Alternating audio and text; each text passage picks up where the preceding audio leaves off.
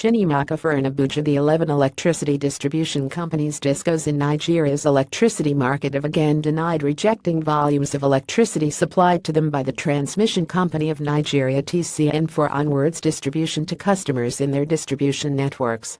The discos said in a statement from their association, the Association of Nigerian Electricity Distributors (AND), recently in Abuja, that it was natural for electricity demands of their customers to drop at night, pointing out that such development has been misrepresented by the TCN as load rejection. AND's spokesperson, Mr. Sunday Adunton, stated that the TCN has frequently misinterpreted energy readings of the discos by miscalculating drop in electricity demand from customers at night as load rejection. He said the disco stations have capacities that are higher than the energy allocation from the grid, but often receive less from the transmission network. What has happened is the inaccurate rendering or misinterpretation by the system operator of disco's minimum and maximum load readings. The SO in its recent allegation of load rejection against discos wrongly projected the load drop demand during off-peak hours night times as load rejection. This is not and cannot be labeled as load rejection by discos. Naturally, discos take and distribute more energy during the daytime busyness hours than nighttime, when demand is generally low due to lesser demand. The unfair interpretation of off-peak energy data as load rejection is grossly inaccurate and misleading, said Adunton.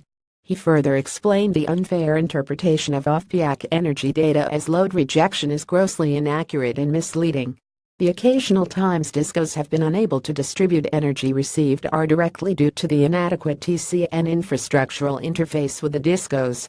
Adunton also stated that the distribution stress test reports of most discos revealed average station capacity utilization SKU of less than 50% due to TCN infrastructural constraints.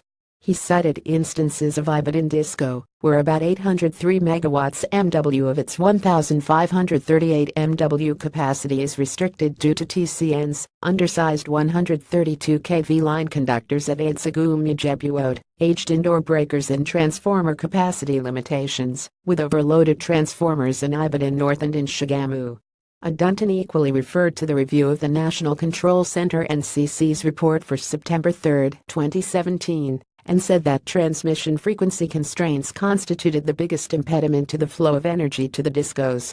Of note are the discos' legitimate concerns of TCN's need to stop the indiscriminate load dumping to impractical network areas that make distribution inefficient, unviable and impracticable for technical and commercial efficiencies due to poor infrastructure construction, substandard materials and inefficient reckless approvals of grid extensions for political considerations and interference during the days of NEP. Adunton stated.